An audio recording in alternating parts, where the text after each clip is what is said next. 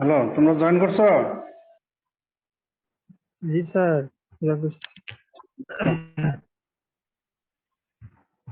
আজকে কি আগের ক্লাস হয়েছে নাকি? অন্য না সাবজেক্ট? স্যার, হয়নি ক্লাস। আচ্ছা, তাহলে তো আমরা স্টার্ট করতে পারি। আমরা তোমাদের টার্ম 1 লেকচার শেষ করার পরে টার্ম 2 লেকচার প্রায় শেষের দিকে এসে গেছি। অ্যান্টি মাইক্রোবিয়াল ড্রাগস এর মধ্যে ম্যাক্সিমাম পড়ানো হয়ে গেছে, আর একটু বাকি আছে, এদিকে আমরা যাচ্ছি এবার। তোমরা ইন্ট্রোডাকশন টু অ্যান্টিমাইক্রোবিয়াল ড্রাগস এর মধ্যে নিশ্চয়ই ক্লাসিফিকেশন অফ অ্যান্টিমাইক্রোবিয়াল এজেন্টস পড়ছো। একটা ক্লাসিফিকেশন বলো দেখি, according to mechanism of action.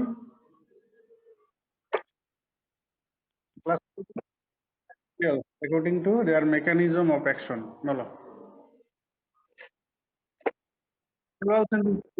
Very good. Next next বলো প্রোটিন সিনথেসিস ইনহিবিটরস।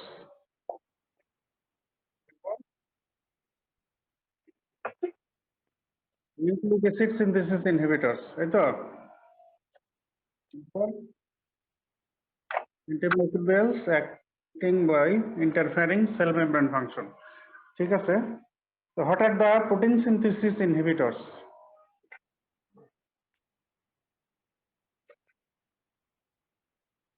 বলো, what are the protein synthesis inhibitors? Tetracycline and aminoglycosides. Aminoglycosides. Next, Tetracycline. chloramphenicol. ঠিক আছে, তো এগুলো তোমাদের নিশ্চয়ই বলা হয়েছে। তো আমরা আজকে প্রোটিন সিনথেসিস ইনহিবিটরস এর মধ্যে একটা group, very important group, that is aminoglycosides. আমরা আজকে ডিসকাস করবো অ্যামাইনোগ্লাইকোসাইডস। তো অ্যামাইনোগ্লাইকোসাইডস এর রিলেশনে একটা পেইড কোশ্চেন প্রায় সময় রিটেনে আসে, আবার ভাইভাতেও জিজ্ঞেস করা হয়। সেটা হলো, what are the common properties of aminoglycosides. অনেকগুলো প্রপার্টিজ আছে, ইম্পর্টেন্ট প্রপার্টিজ, কমন প্রপার্টিজ। তো এটা কিন্তু তোমাদের মনে রাখতে হবে ভালো করে, for both written and viva. তো what are the aminoglycosides. Aminoglycosides এর এই গ্রুপের মধ্যে অনেক মেম্বার আছে। Streptomycin, gentamicin, kanamycin, tobramycin, neomycin, sisomicin, netilmicin, amikacin, এই ধরনের। বললাম streptomycin, gentamicin, neomycin, kanamycin, amikacin, tobramycin, sisomicin, netilmicin. Mycin দিয়ে অনেকগুলো আছে, এগুলো সব অ্যামাইনোগ্লাইকোসাইডস গ্রুপের সদস্য। যদি আমরা ডেফিনেশন হিসেবে বলি, define aminoglycosides. Aminoglycosides are a group of bactericidal antibiotics. এই ডেফিনেশনের মধ্যে এই কথাটা ঢোকানো আছে যে bactericidal antibiotics originally obtained from various Streptomyces species and sharing common chemical, antimicrobial, pharmacologic and toxic characteristics. এই সবকিছু কমন হওয়ার কারণে এদেরকে সবাইকে একটা গ্রুপের মধ্যে আনা হয়েছে। তাহলে aminoglycosides are a group of bactericidal antibiotics originally obtained from various Streptomyces species and sharing chemical characteristics. তো কমন প্রপার্টিজ অফ অ্যামাইনোগ্লাইকোসাইডস বললে এই ডেফিনিশনটা সবার আগে দিতে হবে। এখানে আর একটা প্রপার্টিজ আমরা পেয়ে গেলাম যে they R bactericidal antibiotics. Bactericidal antibiotics. তারা originally derived from Streptomyces species. Streptomyces পাওয়া যায়, সেগুলো হচ্ছে স্ট্রেপ্টোমাইসিন, নিওমাইসিন, ক্যানামাইসিন, টব্রামাইসিন। এছাড়া দুই তিনটা আছে যেগুলো আবার আরেকটা মাইক্রো অর্গানিজম থেকে পাওয়া যায়, তার নাম হচ্ছে মাইক্রোমোনোস্পোরা। তাহলে ম্যাক্সিমামে হচ্ছে স্ট্রেপ্টোমাইসিস স্পিসিস থেকে পাওয়া যায়, আর কিছু কিছু পাওয়া যায় মাইক্রোমোনোস্পোরা থেকে। সেগুলো হচ্ছে জেন্টামাইসিন, সিসোমাইসিন অ্যান্ড নেটিলমাইসিন। তাহলে দে আর ব্যাকটেরিসাইডাল অ্যান্টিবায়োটিক্স। তারা কিছু মাইক্রো অর্গানিজম যেমন মোস্টলি স্ট্রেপ্টোমাইসিস থেকে পাওয়া যায় আর কিছু কিছু মাইক্রোমোস্পোরা থেকে পাওয়া যায়। আর তারা এই সব মেম্বাররা similar chemical, antimicrobial, pharmacologic and toxic characteristics share করে।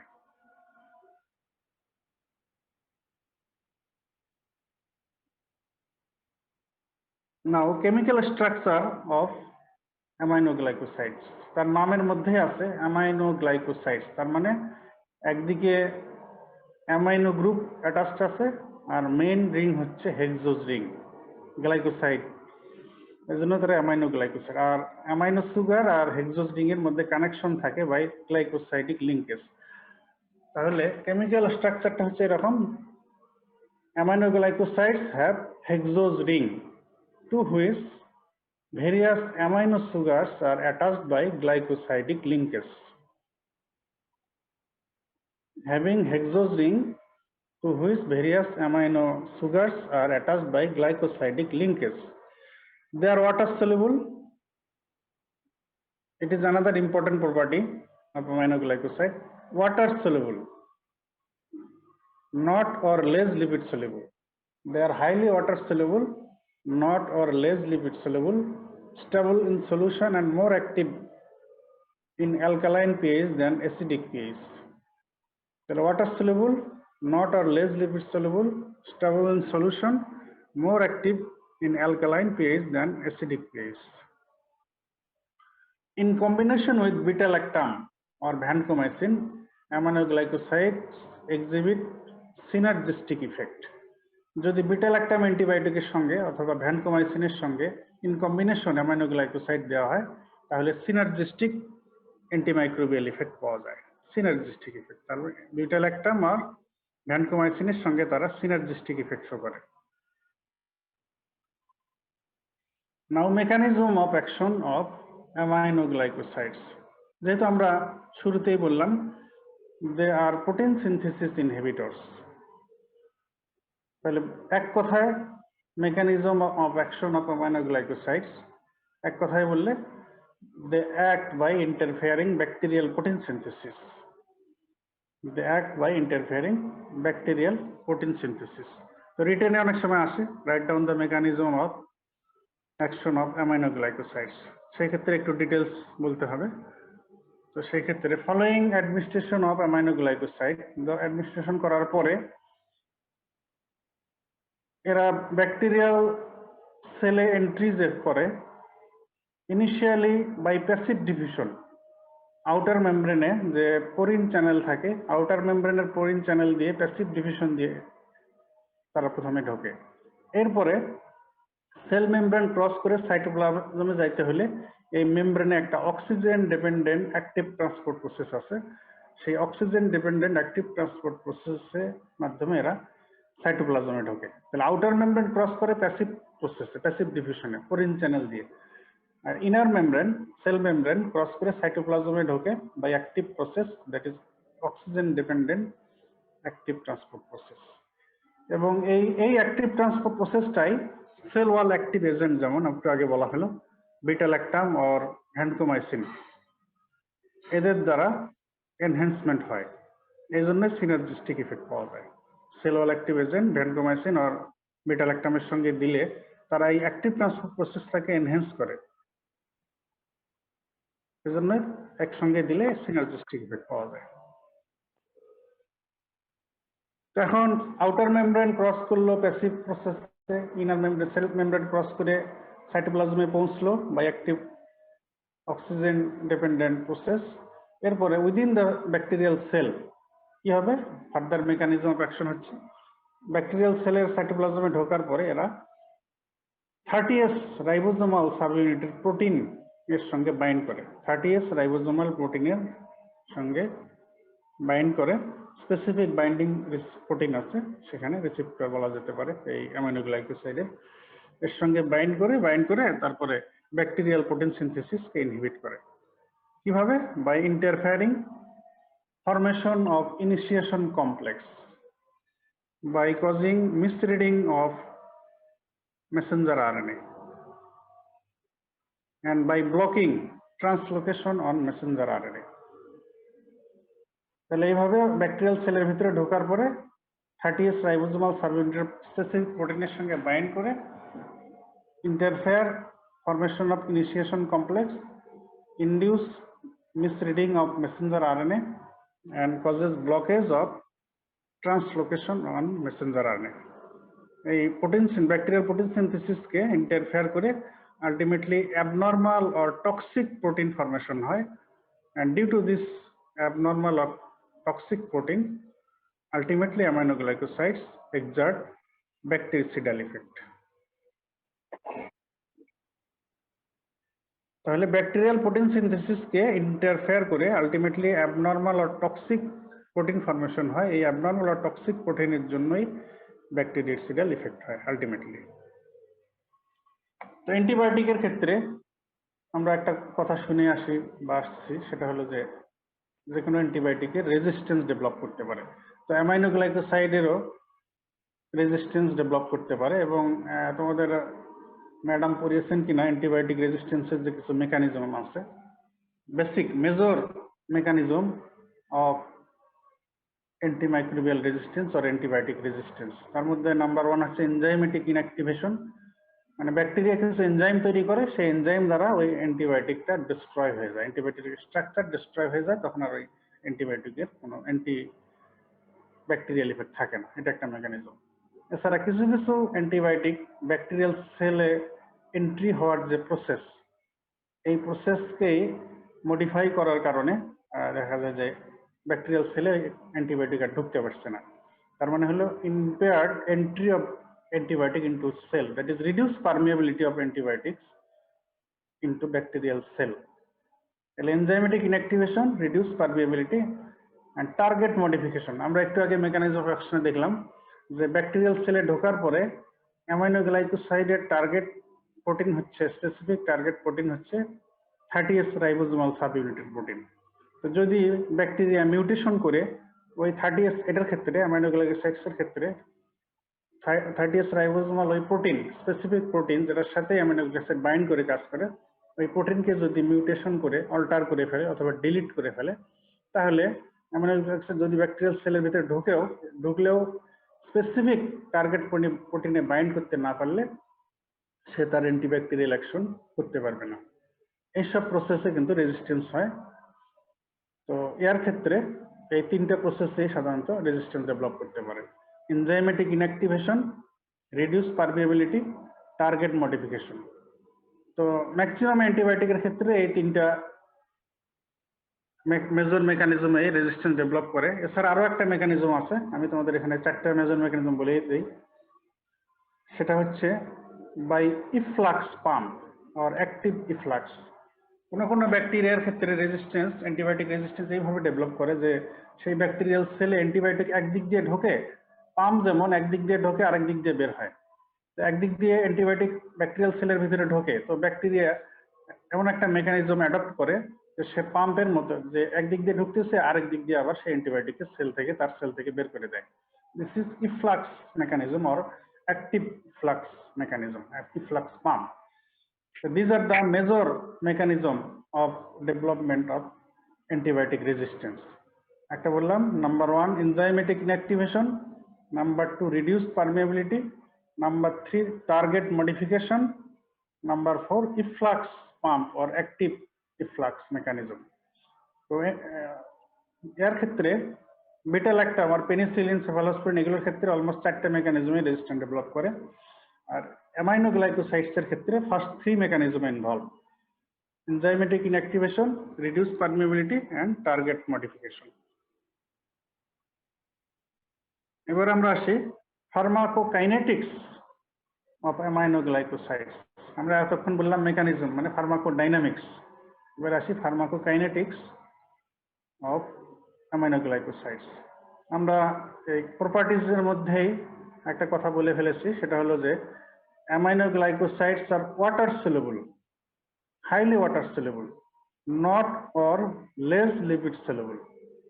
তো যেহেতু highly water soluble, not or less or poorly lipid soluble, এজন্য ওরালি অ্যাডমিনিস্ট্রেশন যদি করা হয় অ্যামাইনোগ্লাইকোসাইডস, তো তো যেহেতু তারা লিপিড সলিউবল না, ওয়াটার সলিউবল, তাহলে তারা জিআই ট্র্যাক্ট লুমেন থেকে GI tract mucosal membrane cross করতে পারবে না, মানে অ্যাবজর্পশন হবে না।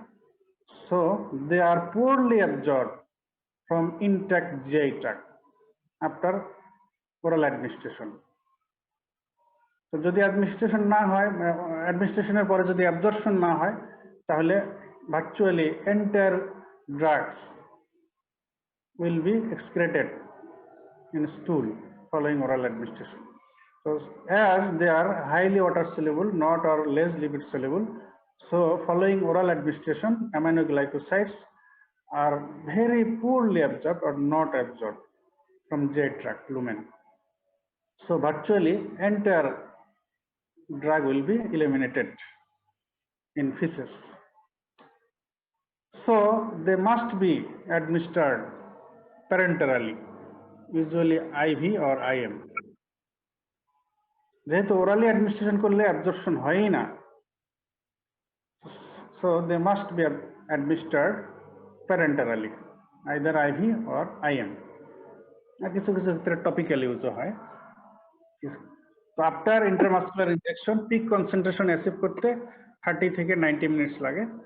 তো এদের half life in serum normally 2 to 3 hours. এখন অ্যাডমিনিস্ট্রেশনের পরে অ্যাবজর্পশন হয়ে গেল প্যারেন্টারাল অ্যাডমিনিস্ট্রেশন। ওরালি দিলে তো অ্যাবজর্পশন হয় না, প্যারেন্টারাল অ্যাডমিনিস্ট্রেশন করা হলো। আইভি দিলে তো ডাইরেক্টলি চলে গেল সার্কুলেশনে, আর ইন্টারমাসকুলার দিলে অ্যাবজর্পশন হয়ে চলে গেল সার্কুলেশনে। তো অ্যাবজর্পশন হওয়ার পরে বা সার্কুলেশনে পৌঁছার পরে নেক্সট কোশ্চেন হচ্ছে ডিস্ট্রিবিউশন। তো একই ব্যাপার, যেহেতু এরা highly water soluble not lipid soluble, highly water soluble less or not lipid soluble, এই জন্য ডিস্ট্রিবিউশনের ক্ষেত্রে একই কথা, যেহেতু মেমব্রেন ক্রস করার ক্যাপাসিটি তাদের নাই, এই জন্য ডিস্ট্রিবিউশন তাদের হবে মূলত এক্সট্রা সেলুলারলি। এই জন্য aminoglycosides having excellent distribution in ECF, extra cellular ফ্লুইডে তাদের এক্সিলেন্ট ডিস্ট্রিবিউশন, কিন্তু যেহেতু মেমব্রেন ক্রস করতে পারে না, ইন্ট্রাসেলুলার ডিস্ট্রিবিউশন ইজ পুয়ার। শুধু দুই এক জায়গায় পেনিট্রেট করতে পারে ইন্ট্রাসেলুলারলি, যেমন renal cortical cell, cochlear hair cell, এখানে ইন্ট্রাসেলুলারলি কিছুটা যায়। আর ম্যাক্সিমাম ক্ষেত্রে কথা যেটা বা কমন কথা যেটা অ্যামাইনোগ্লাইকোসাইডস এর ক্ষেত্রে, they are distributed in extracellular fluid. But renal cortex and endolymph perilymph of inner ear, এখানে আবার এরা অ্যাকুমুলেট করতে পারে, এবং এই কারণে অ্যামাইনোগ্লাইকোসাইডের আবার টক্সিসিটি যেটা নেফ্রোটক্সিসিটি অ্যান্ড অটোটক্সিসিটি এটা হয়। সব জায়গায় এরা এক্সিলেন্ট এক্সট্রাসেলুলার ফ্লুইডে distribution, but renal cortex and endolymph and perilymph of inner ear, এখানে আবার তারা অ্যাকুমুলেট করতে পারে, করে নেফ্রোটক্সিসিটি অ্যান্ড অটোটক্সিসিটি করতে পারে। Aminoglycosides can cross placental barrier but not blood-brain barrier. তারা প্লাসেন্টার ব্যারিয়ার ক্রস করতে পারে কিন্তু ব্লাড ব্রেন ব্যারিয়ার ক্রস করতে পারে না। CSF and corneal distribution is negligible. CSF and corneal distribution is negligible. They are bactericidal antibiotics. They are mostly effective against gram-negative bacteria. এই কথাটা খুব ভালো করে মনে রাখতে হবে সারা জীবনের জন্য। একটা হলো যে they are bactericidal R they are mostly effective against gram-negative bacteria. Aminoglycosides নাম বললেই এটা সবাই এটাই শুনতে চায়, যে সবার আগে অবশ্যই এই কথাটা বলতে হবে, they are mostly effective against gram-negative bacteria. এটা এক্সামিনাররা ভাইবার সময় জিজ্ঞেস করেন যে অ্যামাইনোগ্লাইকোসাইডস দিয়ে কোশ্চেন আসলেই এরা কোন ধরনের ব্যাকটেরিয়া এগেইনস্টে ভালো কাজ করে, তো অবশ্যই বলতে হবে they are mostly effective against gram negative bacteria. তো কিছু কিছু পজিটিভের এগেইনস্টে কিছু ইফেক্ট আছে, কিন্তু সেটা কখনোই আগে বলা যাবে না। মোস্টলি অ্যামাইনোগ্লাইকোসাইড গ্রুপ মানে দে আর মেইনলি ইফেক্টিভ আর mostly effective against gram negative bacteria. Another property of aminoglycosides, they are not subject to an inoculum effect. They are not subject to an inoculum effect. এটা inoculum effect তোমাদের idea আছে কিনা জানি না। তো inoculum effect মানে হলো bacterial load যে একসঙ্গে কোনো এক ইন্ডিভিজুয়ালের বডিতে যত নাম্বারের ব্যাকটেরিয়া ঢোকে এটা হচ্ছে একটা ইনোকুলাম। যে সব ব্যাকটেরিয়া ওরাল রুটে ঢোকে, তো খাবারের সঙ্গে বা পানির সঙ্গে অ্যাট এ টাইম কয়টা ব্যাকটেরিয়া ঢুকলো। তো কিছু কিছু অ্যান্টিবায়োটিক আছে যে যদি ইনোকুলামটা বেশি হয়, ব্যাকটেরিয়াল লোডটা অনেক বেশি হয়, তাহলে তার অ্যান্টিব্যাকটেরিয়াল ইফেক্ট সে এক্সার্ট করতে পারে না। আবার কোনো কোনো অ্যান্টিবায়োটিক আছে যে ব্যাকটেরিয়াল লোড যত বেশি হোক না কেন তারপরে এই অ্যান্টিবায়োটিক ইফেক্টিভ। তো যদি ইনোকুলাম বড় হইলে মানে ব্যাকটেরিয়াল লোড বেশি হলে যদি ওই অ্যান্টিবায়োটিক তেমন কার্যকর না হয়, তাহলে তা বলা হয় যে those antibiotics are subject to an inoculum effect। আর যাদের ক্ষেত্রে ব্যাকটেরিয়াল লোড যত বেশি হোক না কেন তারপরে অ্যান্টিবায়োটিক ইফেক্টিভ থাকে, তার ক্ষেত্রে এই কথা প্রযোজ্য যে they are not subject to an inoculum effect. তো অ্যামাইনোগ্লাইকোসাইডের ক্ষেত্রে এই কথা প্রযোজ্য যে ব্যাকটেরিয়াল লোড যত বেশি হোক না কেন, ইনোকুলাম যত বড়ই হোক না কেন, তারপরও aminoglycosides effective. So they are not subject to an inoculum effect. Aminoglycosides have concentration dependent killing effect. তোমরা কি এই কথাটার সাথে পরিচিত আছো? What is concentration dependent killing effect? Concentration dependent killing effect. Anybody বলতে পারবে কেউ? What is concentration dependent killing effect of an antibiotic? বলো দেখি, anybody?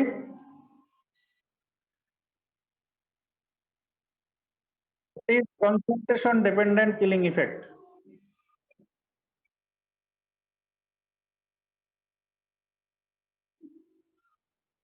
তোমরা কি শুনতেছো নাকি? জি স্যার, বলো বলো। ড্রাগের কনসেন্ট্রেশন যত বেশি হবে এটার ইফেক্ট তত বেশি হবে, ডিপেন্ড করবে ড্রাগের কনসেন্ট্রেশনের উপর। ঠিক আছে। তো আচ্ছা, mode of bacterial killing by bactericidal antibiotics.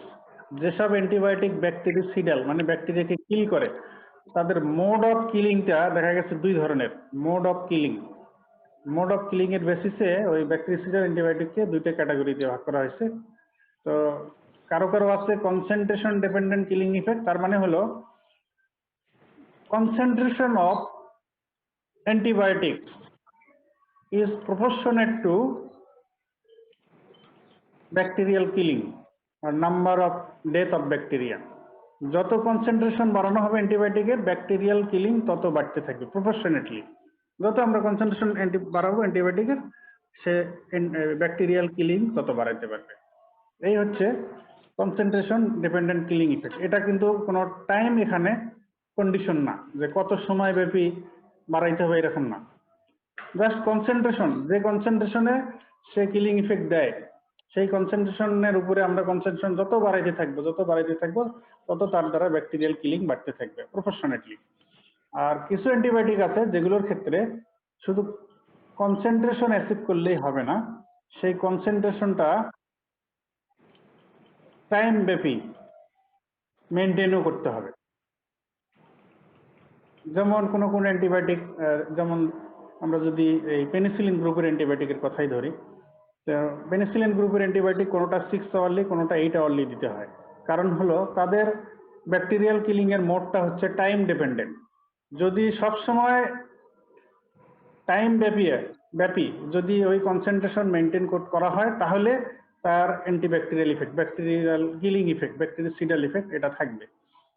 আর যদি কনসেন্ট্রেশন কমে যায়, সবসময় মেনটেন না করা হয়, তাহলে তার ব্যাকটেরিয়াল কিলিং ইফেক্ট থাকবে না। তো এদেরকে বলা হয় টাইম ডিপেন্ডেন্ট কিলিং ইফেক্ট। আর যার ক্ষেত্রে concentration proportionate to killing of bacteria, এটাকে এক্ষেত্রে বলা হয় কনসেন্ট্রেশন ডিপেন্ডেন্ট কিলিং ইফেক্ট। তো অ্যামাইনোগ্লাইকোসাইডের ক্ষেত্রে এই মোড অফ ব্যাকটেরিয়াল কিলিং হচ্ছে কনসেন্ট্রেশন ডিপেন্ডেন্ট। এর একটা সুবিধা আছে, আমরা পরে আসতেছি। They all exhibit post antibiotic effect. Aminoglycoside গুলোর পোস্ট অ্যান্টিবায়োটিক ইফেক্ট আছে। তার মানে হলো একটা অ্যান্টিবায়োটিক অ্যাডমিনিস্ট্রেশন করার পরও ইভেন তার MBC minimum bactericidal concentration. Another term is MIC, minimum inhibitory concentration. তোমাদের বলা উচিত কিনা জানি না। MIC and MBC এগুলো কিন্তু তোমাদের পরীক্ষায় আসে, শর্ট নোট আসে, জিজ্ঞেস করা হয় পরীক্ষায়। MIC, MBC, PAE. MIC হচ্ছে মিনিমাম ইনহিবিটরি কনসেন্ট্রেশন, MBC হচ্ছে minimum bactericidal concentration, and PAE হচ্ছে post antibiotic effect. PAE post antibiotic effect. তো MIC হচ্ছে যেসব অ্যান্টিবায়োটিক ব্যাকটেরিয়াল গ্রোথ ইনহিবিশন করে কাজ করে তার ক্ষেত্রে প্রযোজ্য। MIC, the concentration of antibiotic that is required to inhibit growth of bacteria. কোনো ব্যাকটেরিয়ার গ্রোথকে ইনহিবিট করার জন্য স্পেসিফিক অ্যান্টিবায়োটিকের মিনিমাম যে কনসেন্ট্রেশন দরকার হয় এটা হচ্ছে ওই ব্যাকটেরিস্ট্যাটিক অ্যান্টিবায়োটিকের MIC। আর ব্যাকটেরিসিডাল অ্যান্টিবায়োটিকের ক্ষেত্রে বলা হয় যে MBC, minimum bactericidal concentration. The concentration of antibiotics that is required to kill bacteria. ব্যাকটেরিয়াকে কিল করার জন্য মিনিমাম যে কনসেন্ট্রেশন দরকার হয় এটা হচ্ছে MBC। তো যেহেতু অ্যামিনোগ্লাইকোসাইড ব্যাকটেরিসিডাল অ্যান্টিবায়োটিক, এর ক্ষেত্রে প্রযোজ্য হবে MBC, মিনিমাম ব্যাকটেরিসিডাল কনসেন্ট্রেশন। আর এই অ্যামিনোগ্লাইকোসাইড গ্রুপের অ্যান্টিবায়োটিকের অ্যানাদার প্রপার্টি হচ্ছে they have post antibiotic effect. Post antibiotic effect তার মানে হলো যে অ্যামিনোগ্লাইকোসাইড MBC মানে মিনিমাম ব্যাকটেরিসিডাল কনসেন্ট্রেশন অ্যাচিভ করলে সে তো অ্যান্টিব্যাকটেরিয়াল ইফেক্ট দেবে। আবার এটাও দেখা গেছে যে ইভেন আরো কিছু কারণে MBCর নিচে কনসেন্ট্রেশন চলে আসলেও তার অ্যান্টিব্যাকটেরিয়াল ইফেক্ট কিছু সময় পারসিস্ট করে, কয়েক ঘন্টা পারসিস্ট করে বা কিছু সময় পারসিস্ট করে। এটাকেই বলা হয় পোস্ট অ্যান্টিবায়োটিক ইফেক্ট। এমনি আমরা এ যাবৎ থিওরিটিক্যালি যা জেনে আসছি যে MBC আর MIC এই কনসেন্ট্রেশন অ্যাচিভ করলেই ব্যাকটেরিস্ট্যাটিক অ্যান্টিবায়োটিক বা ব্যাকটেরিসিডাল অ্যান্টিবায়োটিক যার ক্ষেত্রে যেটা প্রযোজ্য আমরা অ্যান্টিব্যাকটেরিয়াল ইফেক্ট পাবো। কিন্তু another term post antibiotic effect এটা প্রযোজ্য অ্যামিনোগ্লাইকোসাইডের ক্ষেত্রে, যে তাদের কনসেন্ট্রেশন MBCর নিচে নামলেও তারপরও তার অ্যান্টিব্যাকটেরিয়াল ইফেক্ট পারসিস্ট করে। This is post antibiotic effect বা PAE. Aminoglycosides have narrow therapeutic index. Aminoglycosides have therapeutic index. Therapeutic index narrow হলে এটা সেফ না আনসেফ? Unsafe, sir. হ্যাঁ, Unsafe. থেরাপিউটিক ইন্ডেক্স কত হইতে হবে একটা ড্রাগ সেফ হইতে হলে? মিনিমাম কত হইতে হবে?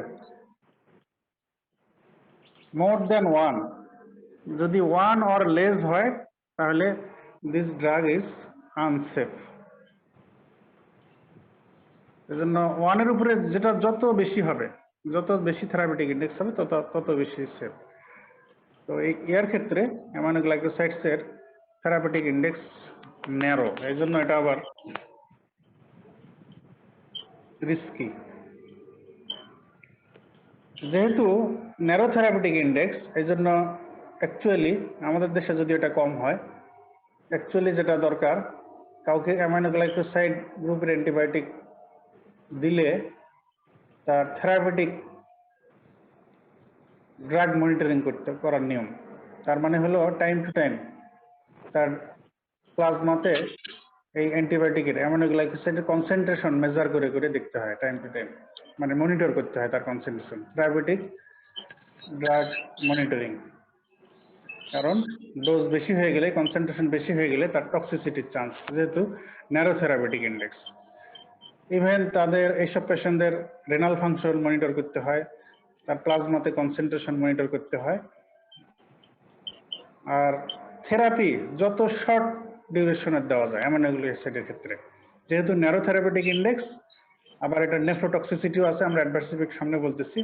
নেফ্রোটক্সিসিটি করে, অটোটক্সিসিটি করে, ভেস্টিবুলার টক্সিসিটি করে, নিউরোমাসকুলার ব্লকিং ইফেক্ট আছে। এই কারণে যত শর্ট ডিউরেশনের থেরাপি দেওয়া যায়, ইউজুয়ালি 3 দিন 5 দিন দিয়ে শেষ করার নিয়ম অ্যামিনোগ্লাইকোসাইডের। তাহলে যেহেতু ন্যারো থেরাপিউটিক ইন্ডেক্সের ড্রাগ, তাদের টক্সিসিটি অনেক, nephrotoxicity, ototoxicity, vestibulotoxicity, neuromuscular blockage, even hyper sensitivity রিয়াকশনও হতে পারে। এই জন্য কাউকে অ্যামিনোগ্লাইকোসাইড প্রেসক্রাইব করলে নিয়ম হলো থেরাপিউটিক ড্রাগ কনসেন্ট্রেশন মনিটরিং করতে হয়, রেনাল ফাংশন মনিটর করতে হয়, এবং limitation of duration of therapy as short as possible. তো এ পর্যন্ত যতগুলো ডিসকাশন করা হলো, একেবারে ডেফিনেশন থেকে শুরু করে তার pharmacodynamics, pharmacokinetics, chemical structure, antibacterial effect, lastly adverse effect, toxicity, সবকিছু এই সবই কিন্তু, তারপরে তার physical and chemical properties, solubility properties, distribution, route of administration. আমরা বললাম যে ওরালি দিলে অ্যাবজর্পশন হয় না, যেহেতু water soluble, not lipid soluble.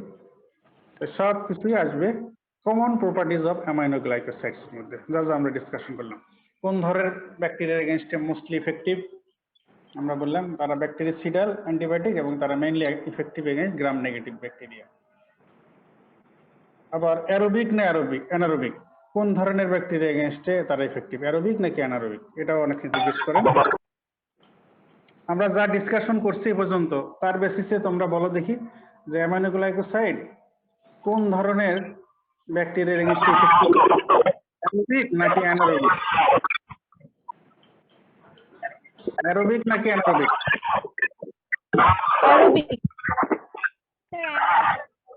Aerobic. হয় অ্যারোবিক,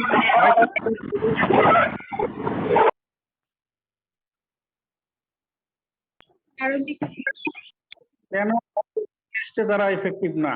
তারা effective against aerobic. Mechanism of অ্যাকশনের প্রথম দিকে কথাটা বলা হয়ে গেছে।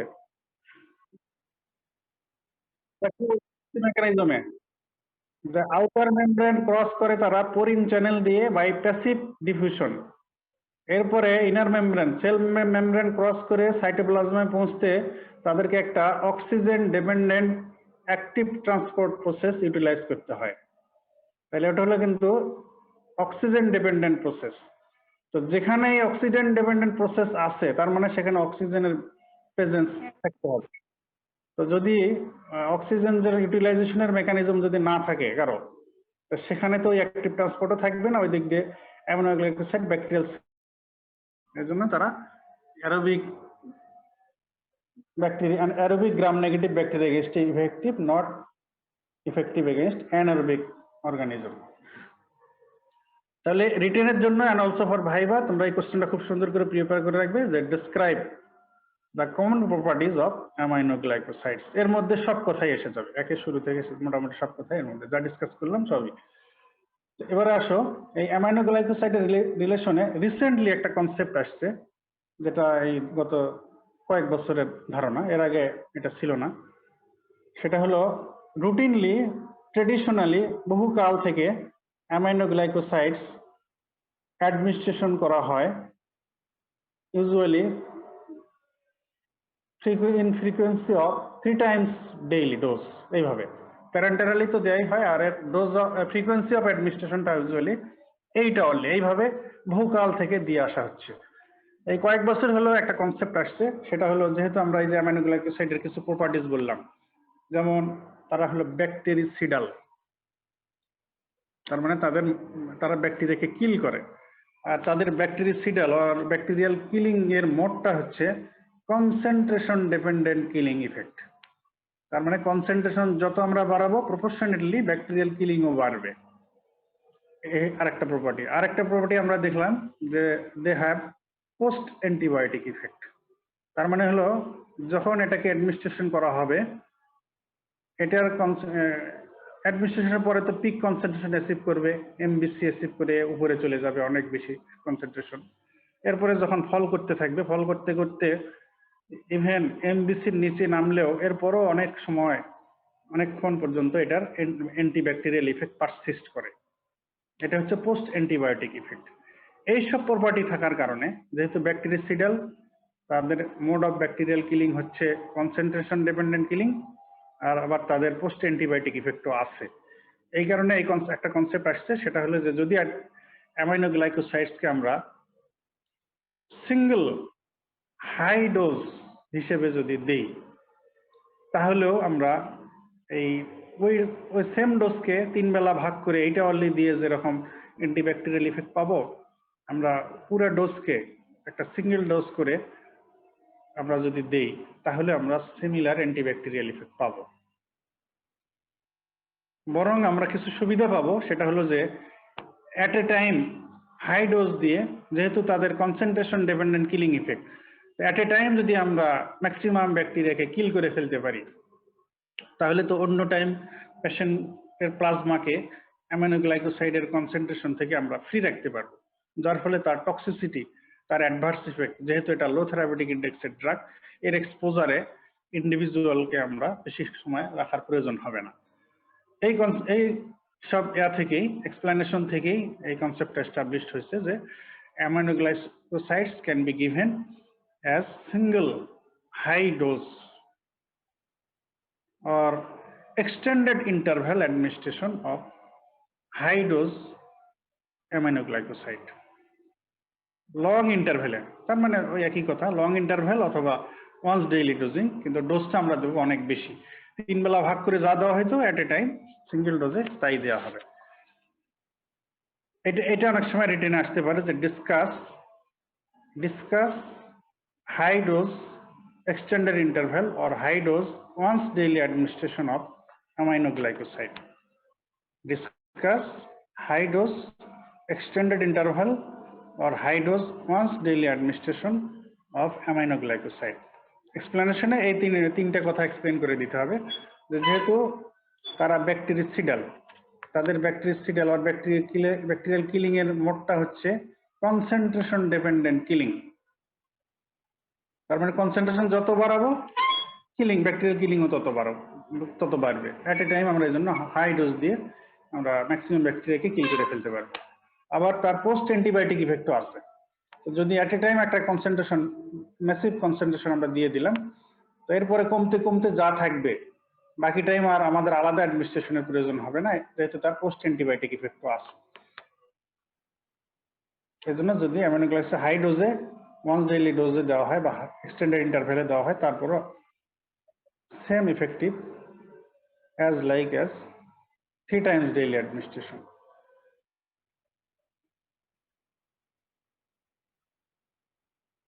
এবারে একটু বলি, যদিও এটা একটু তোমাদের ক্লিনিক্যালি চলে যায়, তারপরও অনেক সময় মানে অ্যামাইনো গ্লাইকোসাইড ড্রাগটার একটা বেসিক কথা সবাই এটা মনে রাখে, অনেক সময় যে জিজ্ঞেস করতে করতে করে ফেলতে পারে যে অ্যামাইনো গ্লাইকোসাইডের ডোজটা কিরকম। সিম্পলি মনে রাখতে পারো যে 5 milligram per KG body weight per day. তো আগে এটাকে 2 বেলা 3 বেলা ভাগ করে দেওয়া হয়তো, এখনো দেওয়া হয়, মানে সিঙ্গেল ডোজের প্র্যাকটিসটা এখনো পুরোপুরি আসে না আমাদের দেশে আর কি। 5 milligram per KG body weight per day. এবং থেরাপি আমি আগে বলেছি যে 3 থেকে 5 দিনের মধ্যে লিমিটেড রাখার চেষ্টা করতে হবে। আর কাউকে অ্যামাইনো গ্লাইকোসাইড দিলে তার নিয়ম হলো তার routinely therapeutic drug concentration monitoring করতে হয়, TDM, therapeutic drug monitoring, TDM। আর রেনাল ফাংশন মনিটর করতে হয়, আর থেরাপি যত শর্ট দেওয়া যায় 3 থেকে 5 দিনের মধ্যে লিমিটেড রাখার চেষ্টা করতে হয়। কারো যদি আগে থেকে রেনাল ইনসাফিসিয়েন্সি থাকে, রেনাল ফেইলুর থাকে, তার ক্ষেত্রে আসলে ইউজুয়ালি কন্ট্রাইন্ডিকেটেড বলা হয়। আর মাইল্ড রেনাল ইনসাফিসিয়েন্সি থাকলে যদি একান্ত প্রয়োজন হয় দিলেও এটা ডোজ অ্যাডজাস্ট করে দিতে হবে, ডোজ কমিয়ে দিতে হবে।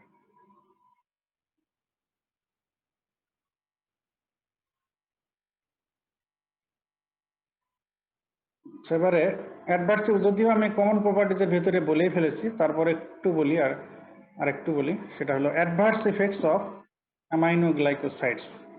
অ্যামাইনো গ্লাইকোসাইডস এর কমন প্রপার্টিজ যেমন জিজ্ঞেস করা হয় ইনভেরিয়েবলি, পরীক্ষায় আসে, common adverse effects of amino glycosides, এটাও কিন্তু ইনভেরিয়েবলি জানতে চাওয়া হয়, এটা ভুললে চলবে না।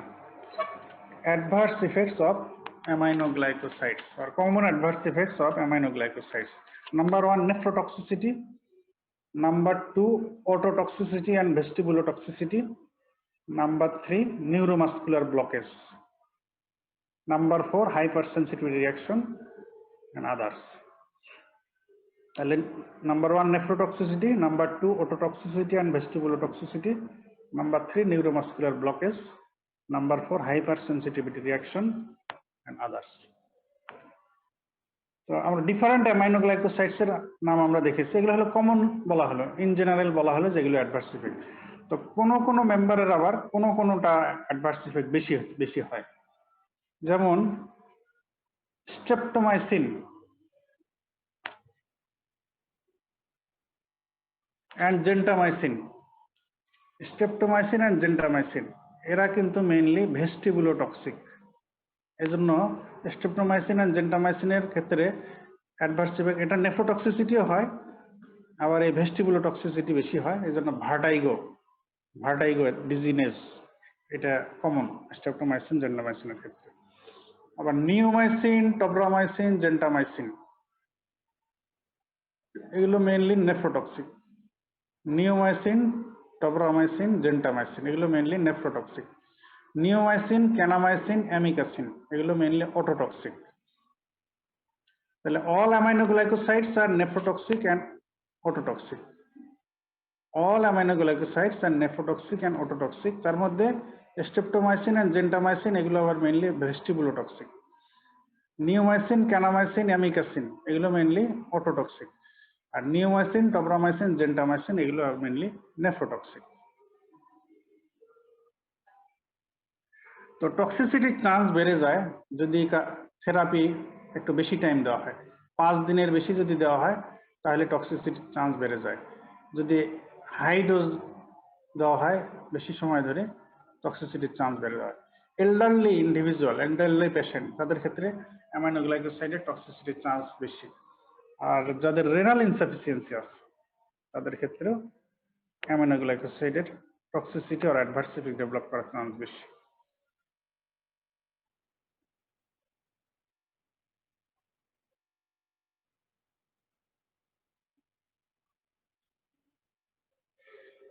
তো যেহেতু আমরা বলতেছি নেফ্রোটক্সিসিটি, এটা হচ্ছে একটা serious adverse effect of all aminoglycosides.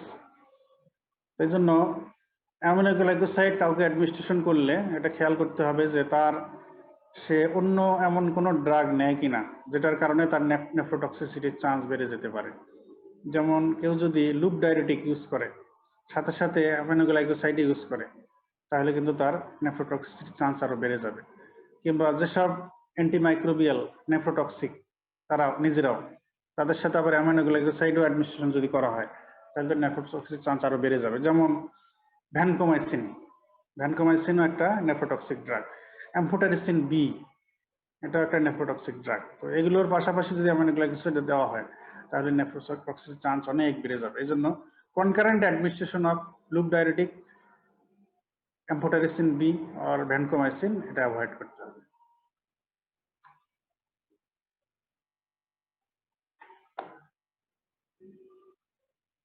এরপরে অটোটক্সিসিটি হয়ে গেলে তার ডেফনেস ডেভেলপ করতে পারে, আর ভেস্টিবুলার টক্সিসিটির কারণে তার ভার্টাইগো ডিজিনেস এইসব ডেভেলপ করতে পারে। নেক্সট অ্যাডভার্স হচ্ছে নিউরোমাসকুলার ব্লকেট। তো যদি অ্যামাইনোগ্লাইকোসাইড র্যাপিডলি ইন্ট্রাভেনাসলি অ্যাডমিনিস্ট্রেশন করা হয় এবং সেটা হাই ডোজে অ্যাডমিনিস্ট্রেশন করা হয় তাহলে তার নিউরোমাসকুলার ব্লকিং ইফেক্ট হয় এর কারণে। এবং এই কারণে অ্যামাইনোগ্লাইকোসাইড দেওয়ার কারণে যার আগে থেকেই কোনো নিউরোমাসকুলার প্রবলেম আছে তার কিন্তু ওই নিউরোমাসকুলার ডিজিজ আর ডিসঅর্ডারের সিমটম এটা অ্যাগ্রাভেট করতে পারে। যেমন কারো যদি মাইস্থেনিয়া গ্র্যাভিস থাকে তার ক্ষেত্রে বলা হয় যে aminoglycoside better to avoid, even অনেক সময় বলা হয় যে কন্ট্রাইন্ডিকেটেড। কারণ মাইস্থেনিয়া গ্র্যাভিসে এমনিতেই তার নিউরোমাসকুলার ব্লকিং, নিউরোমাসকুলার ডিসঅর্ডার, তার নিউরোমাসকুলার ট্রান্সমিশন প্রবলেম। তো অ্যামাইনোগ্লাইকোসাইড নিজেও আবার নিউরোমাসকুলার ব্লকিং ইফেক্ট দেয়। তো এই জন্য মাইস্থেনিয়ার পেশেন্টকে অ্যামাইনোগ্লাইকোসাইড দিলে তার নিউরোমাসকুলার ব্লকিং ইফেক্ট এটা আরো বেড়ে যাবে। এই জন্য কারো মায়াস্থেনিয়া গ্রেভিস থাকলে তার অ্যামাইনোগ্লাইক অ্যাসিড দেওয়া রিস্কি। আবার নিউরোমাস্কুলার ব্লকেজ এই ইফেক্ট আরো বেড়ে যেতে পারে যদি পাশাপাশি পেশেন্ট আদার ড্রাগ যেমন ক্যালসিয়াম চ্যানেল ব্লকার ইউজ করে, বা কারো যদি হাইপোম্যাগনেসিয়ামিয়া থাকে তাহলে তার নিউরোমাস্কুলার ব্লকিং ইফেক্ট এটা আরো বেড়ে যেতে পারে। এজন্য কাউকে অ্যামাইনোগ্লাইকোসাইড দিলে দেখতে হবে যে তার নিউরোমাস্কুলার ডিসঅর্ডার আছে কিনা, থাকলে দেওয়া যাবে না। সে ক্যালসিয়াম এর পাশাপাশি তাকে ক্যালসিয়াম চ্যানেল ব্লকার দেওয়া যাবে না। আর হাইপোম্যাগনেসিয়ামিয়া আছে কিনা এটা দেখতে হবে। হাইপোম্যাগনেসিয়া থাকলেও দেওয়া যাবে, তার নিউরোমাস্কুলার ব্লকিং আরো বেড়ে যাবে।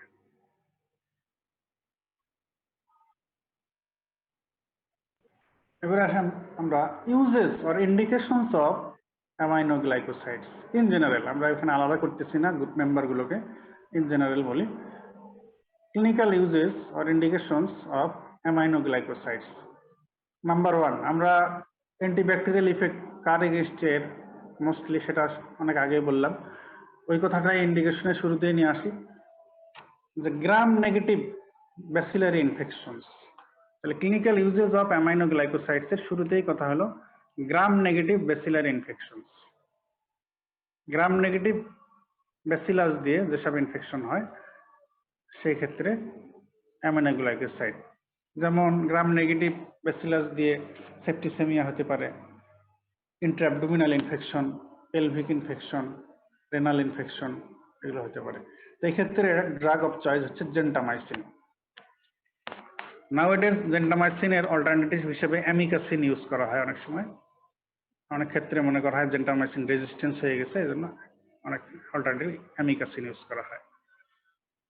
তো গ্রাম নেগেটিভ ব্যাসিলার ইনফেকশন, এখানে abdominal infection, sepsis, pelvic infection, septicemia, এগুলোতে ইউজ করা হয় gentamicin is the drug of choice. Number 2 indication infective endocarditis, bacterial endocarditis. তো ইনফেক্টিভ এন্ডোকার্ডাইটিস বা ব্যাকটেরিয়াল এন্ডোকার্ডাইটিসে কখনোই অ্যামাইনোগ্লাইকোসাইড সিঙ্গেল ড্রাগ হিসেবে ইউজ হয় না, এটা হয় in combination with beta lactam antibiotics. পেনিসিলিনের সঙ্গে ইউজুয়ালি ইন কম্বিনেশন এটা ইউজ করা হয় for treatment of bacterial endocarditis আর ইনফেক্টিভ এন্ডোকার্ডাইটিস। তাহলে number 1 gram negative bacillary infection, number 2 bacterial endocarditis or infective endocarditis in combination with beta lactam antibiotic. Number 3 other uses, other indications, other infections যেমন brucellosis, tularemia, plague, brucellosis, plague, tularemia, and a specific and important infection that is tuberculosis. টিউবারকুলোসিসের ক্ষেত্রে first line antitubercular ড্রাগের মধ্যে কিন্তু এই streptomycin included. এটা category 2 treatment of টিবিতে use হয়। তাহলে আদার ইনফেকশনের মধ্যে টিউবারকুলোসিস, ব্রুসেলোসিস, প্লেগ, টুলারেমিয়া, এগুলো আমরা বললাম এতক্ষণ systemic use. Aminoglycoside topically use করা যেতে পারে। নিওমাইসিন, জেন্টামাইসিন, টব্রামাইসিন, ফ্যামিসিটিন, এগুলো সিস্টেমিক্যালি ইউজ করলে তারা হাইলি টক্সিক, এই জন্য কখনোই এগুলো সিস্টেমিক্যালি ইউজ করা হয় না, এগুলো ইউজ করা হয় টপিক্যালি। নিওমাইসিন, টব্রামাইসিন, ফ্যামিসিটিন টপিক্যালি ইউজ করা হয়, যেমন এই টব্রামাইসিন এটা টপিক্যালি ক্রিম আর অয়েন্টমেন্ট হিসেবে আইতে ইউজ হয়। জেন্টামাইসিন ড্রপ হিসেবে আই ড্রপ, এয়ার ড্রপ হিসেবে ইউজ হয়। আবার নিওমাইসিন, ফ্যামিসিটিন সাধারণত স্কিন প্রিপারেশনগুলোতে টপিক্যালি অ্যান্টিব্যাকটেরিয়াল এজেন্ট হিসেবে স্কিন প্রিপারেশনে নিওমাইসিন ইউজ করা হয়, জেন্টামাইসিনও ইউজ করা হয়। Another type of use of aminoglycoside, that is use of tobramycin in inhaled route.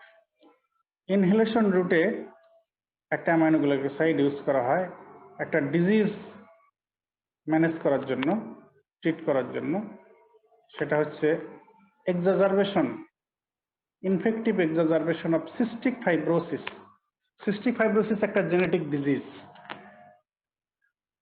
এটা বডির বিভিন্ন সিস্টেম ইনভলভ হতে পারে, তার মধ্যে lungs, pulmonary system most significantly involve, cystic fibrosis.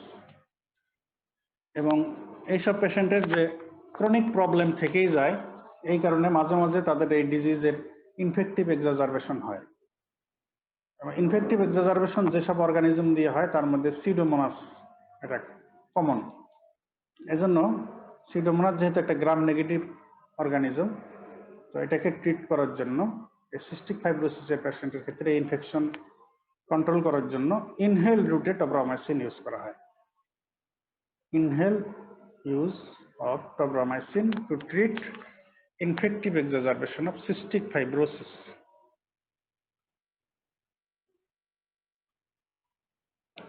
আচ্ছা, এবারে ইউজ বলে ফেললাম, এবারে বলো দেখি কন্ট্রাইন্ডিকেশন অফ অ্যামাইনোগ্লাইকোসাইডস। যা ডিসকাশন করা হয়েছে তার নলেজ থেকে বলো দেখি অ্যামাইনোগ্লাইকোসাইডস কোথায় ইউজ করা যাবে না? রেনাল ফেলিওরে, Renal disease. Renal failure use করা যাবে না। আর কোথায়?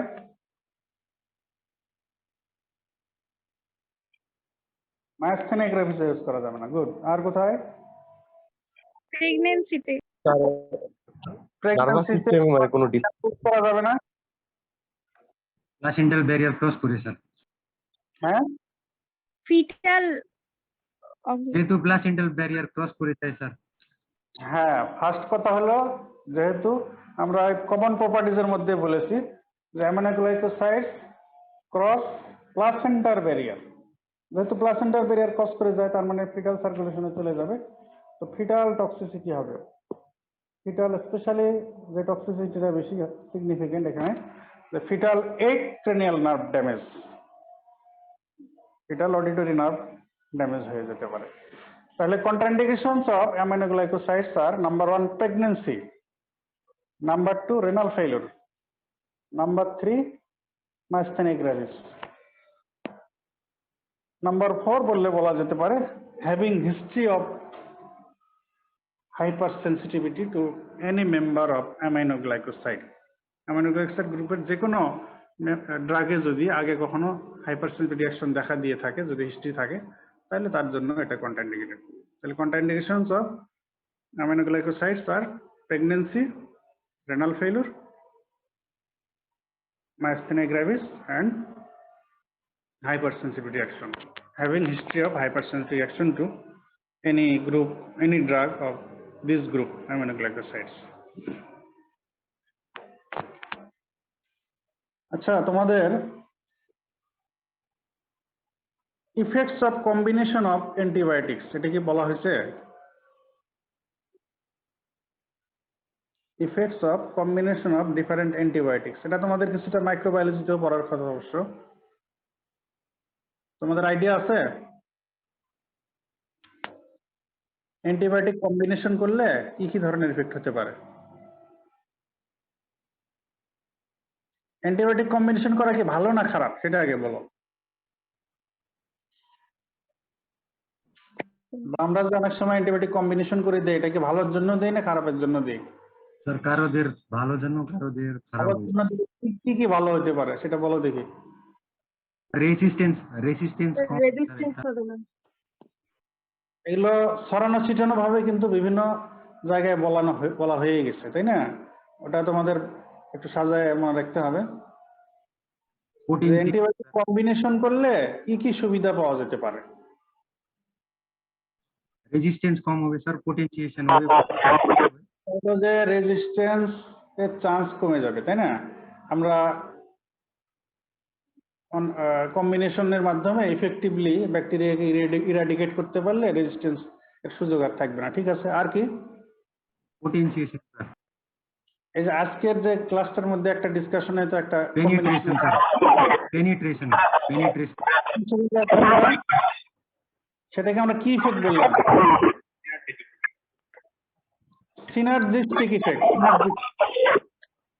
ঠিক আছে, তাহলে 1 নাম্বার সুবিধাই কিন্তু এটাই বলা হয় যে অ্যান্টিবায়োটিক কম্বিনেশন আমরা অনেক ক্ষেত্রে দেই, এটা হলো intentionally to achieve synergistic effect, synergistic effect পাওয়ার জন্য, টু অবটেইন সিনার্জিস্টিক ইফেক্ট।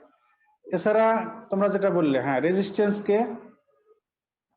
রেজিস্ট্যান্সের চান্সকে কমিয়ে দেওয়ার জন্য বা ওভারকাম করার জন্য। ঠিক আছে, আর কি সুবিধা হতে পারে?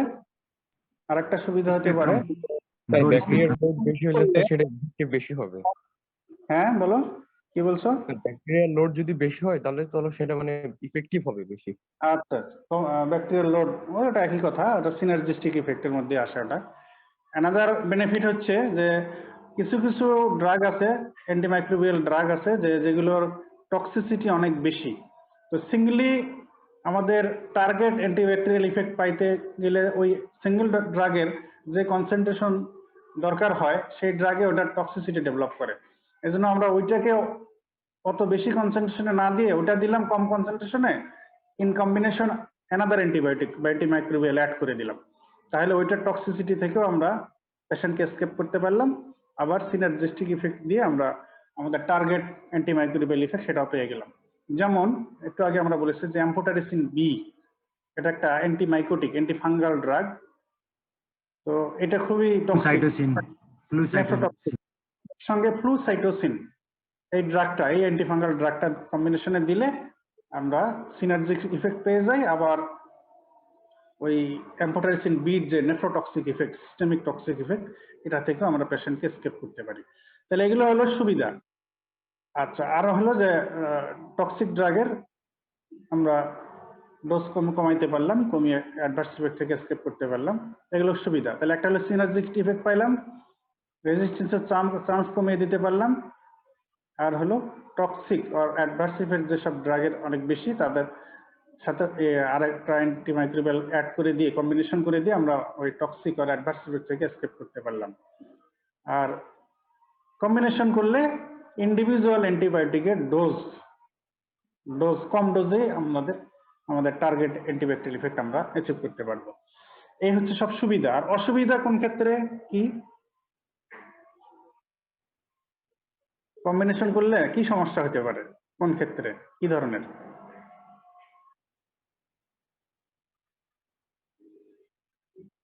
বলো কি হতে পারে? উল্টা কি? সিনার্জিস্টিক ইফেক্টের উল্টা কি হবে? এমন হতে পারে যে অ্যান্টিবায়োটিক দুটো, একটা দিলাম সাথে আরেকটা দিলাম, আলটিমেটলি একটা আরেকটার ইফেক্ট অ্যান্টাগোনাইজ করে, এটাও হতে পারে। তাহলে এটা হলো অ্যান্টাগনিস্টিক ইফেক্ট, অ্যান্টিবায়োটিক অ্যান্টাগনিজমও হতে পারে। যেমন সিনার্জিজম হতে পারে, সিনার্জিস্টিক ইফেক্ট কম্বিনেশনের কারণে, আবার কম্বিনেশনের কারণে অ্যান্টাগনিস্টিক ইফেক্টও হতে পারে, অ্যান্টিবায়োটিক অ্যান্টাগনিজমও হতে পারে। কোন ক্ষেত্রে এটা হতে পারে? এই জন্য শুধু কম্বিনেশন যেমন তেমন ভাবে করলে হবে না, on the basis of scientific knowledge. হ্যাঁ, bacteria, microorganism and antibiotics, antimicrobial agents এর নলেজের বেসিসে কম্বিনেশন করতে হবে, যেমন তেমন ভাবে করলে হবে না। সেটা কি? যে combination of antibiotics should be in between either within bactericidal and bactericidal or within bacteriostatic and bacteriostatic, not in between bactericidal and bacteriostatic.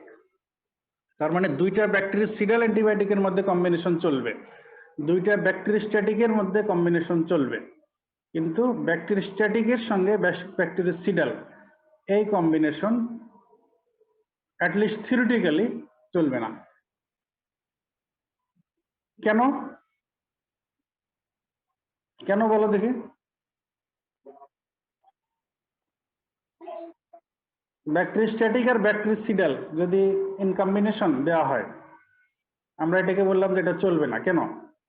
তোমাদের কনসেপ্ট থেকে বলো দেখি কেন চলবে না? ব্যাকটেরিওসিডাল অ্যান্টিবায়োটিক কোনগুলো আর ব্যাকটেরিওস্ট্যাটিক অ্যান্টিবায়োটিক কোনগুলো, কাকে বলে? ব্যাকটেরিওস্ট্যাটিক অ্যান্টিবায়োটিক হলো যে অ্যান্টিবায়োটিক গুলো actively multiplying bacteria, multiplication of করবে। অ্যাক্টিভলি মাল্টিপ্লাইং ব্যাকটেরিয়ার উপরে কাজ করে তাকে কিল করে ফেলে। যারা মেটাবলিক্যালি অ্যাক্টিভ তাদেরকে কিল করে কিন্তু ব্যাকটেরিয়াল অ্যান্টিবায়োটিক। আর ব্যাকটেরিস্ট্যাটিক অ্যান্টিবায়োটিক হলো যে তারা কিল করে না, তারা ব্যাকটেরিয়াল মাল্টিপ্লিকেশন এটাকে ইনহিবিট করে। এখন যদি ব্যাকটেরিয়াস্ট্যাটিক এন্ড ব্যাকটেরিসিডাল অ্যান্টিবায়োটিক দেওয়া হয়, তো ব্যাকটেরিয়াস্ট্যাটিক অ্যান্টিবায়োটিক গুলো করবে কি, ব্যাকটেরিয়ার মাল্টিপ্লিকেশন তার মানে মেটাবলিজম এটাকে ইনহিবিট করে দেবে। সে তো কিল করতে পারবে না, কিন্তু ব্যাকটেরিয়ার মেটাবলিজম মাল্টিপ্লিকেশন এটাকে ইনহিবিট করে দিল। তো ব্যাকটেরিয়া গুলো মেটাবলিক্যালি ইনঅ্যাক্টিভ হয়ে থাকলো। আর মেটাবলিক্যালি ইনঅ্যাক্টিভ থাকলে তো ব্যাকটেরিয়াসিডাল অ্যান্টিবায়োটিক তাকে কিল করতে পারবে না, কারণ তারা তো কিল করে ব্যাকটেরিয়াল সেলের কোনো মেটাবলিক প্রসেস এটাকে ইন্টারফেয়ার করে ব্যাকটেরিয়াকে কিল করে। এবার সেই মেটাবলিক প্রসেসই যদি বন্ধ থাকে তাহলে তো তার ব্যাকটেরিয়াসিডাল ইফেক্ট সে এক্সার্ট করতে পারবে না। অ্যান্টাগনিস্ট হিসেবে কাজ করবে। না মানে তখন তার ইফেক্টই হবে না, অ্যান্টিব্যাকটেরিয়াল কোনো ইফেক্টই আমরা পাবো না। কম্বিনেশন করলাম দিয়ে আর আমাদের কোনো লাভ হলো না। এই হচ্ছে antibiotic antagonism. So it is preferred to combine antibiotics like this in between bactericidal and bactericidal, or in between bacteristatic and bacteristatic, and combination should not be in between bactericidal and bacteristatic antibiotics. ঠিক আছে, তোমাদের সময় শেষ হয়ে আসছে। তো aminoglycosides গ্রুপের antibiotic কিন্তু ভেরি ভেরি ইম্পর্টেন্ট তোমাদের এখন ফার্মাকোলজি জানার জন্য, পরীক্ষার জন্য, রিটেন ভাইবা সব জায়গার জন্য ইম্পর্টেন্ট। আর for your practical life clinical ইউজের জন্য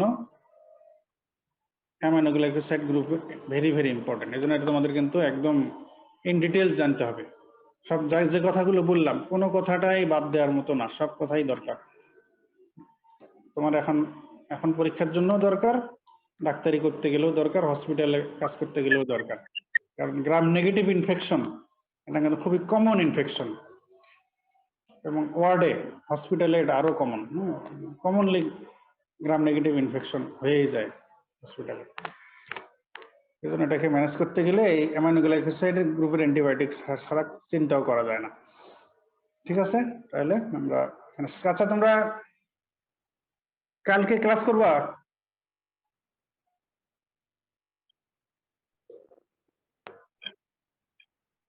বলো। কালকে তো রুটিন অনুযায়ী আছে, হ্যাঁ যদি অন্যরা না নেয় তাহলে না হবে। কালকে তো স্যার রুটিন অনুযায়ী আছে, যে অন্যরা যদি নিতে চায় আবার। কালকে আমাদের শিডিউলই আছে, সেটা আছে হলো 10টায়, তাই না? মানে নতুন শিডিউলে না ক্লাস করলে তোমরা কি 10টায় করতে চাও না এরকম 12টায় করবা? স্যার অন্য স্যার ক্লাস একটু না আগে থাকলে নিলে ভালো হয়। হ্যাঁ? একটু আগে আগে নিলে 11টা? ভালো হয়। জি স্যার। 11টা। ঠিক আছে, তাহলে 11টাই করো। কালকে হচ্ছে তো মঙ্গলবার না, মঙ্গলবার তো এমনি আমাদের শিডিউলে আছে। তোমরা কাল ক্লাস না হয় করো, এই সপ্তাহটা একটু ক্লাস করো, তোমাদের অনেকদিন ক্লাস মিস হয়ে গেল। এই শিডিউলের জন্য আবার আরো দেরি হচ্ছে। তোমাদের কয়েকটা চ্যাপ্টার বাদ আছে, শেষ করে দিতে চাই আমরা তাড়াতাড়ি। ঠিক আছে, তাহলে কালকে 11টায় ক্লাস করো নাকি? সবাই জি একমত তো? স্যার 11টা দিন। হ্যাঁ, কালকে 11টায় ক্লাস করো তাহলে। সবাই ইনফর্ম থাকো, আর কেউ অ্যাবসেন্ট থাকলে তাদেরকে জানাই দাও, অ্যাটেন্ড করে। তোমাদের অ্যাটেন্ডেন্স 63 দেখতেছি, 65 পর্যন্ত দেখছি আর কি আজকে আমি। সবাইকে বলো যে ক্লাস হচ্ছে, ক্লাস করে জানো। তোমাদের যে অবস্থা, তোমাদের তো মনে হয় ডাইরেক্ট ক্লাস আদৌ তোমরা পাবা কিনা এখনো বোঝা যাচ্ছে না যে অবস্থা। কাজে এই ক্লাসে তোমাদেরকে ইম্পর্টেন্স দিয়ে করতে হবে। তো ঠিক আছে, আমরা শেষ করে দেই। কালকে 11টায় সবাই অ্যাটেন্ড করো। ওকে, থ্যাংক ইউ ভেরি মাচ। আসসালামু আলাইকুম স্যার। আসসালামু আলাইকুম। ওয়ালাইকুম আসসালাম।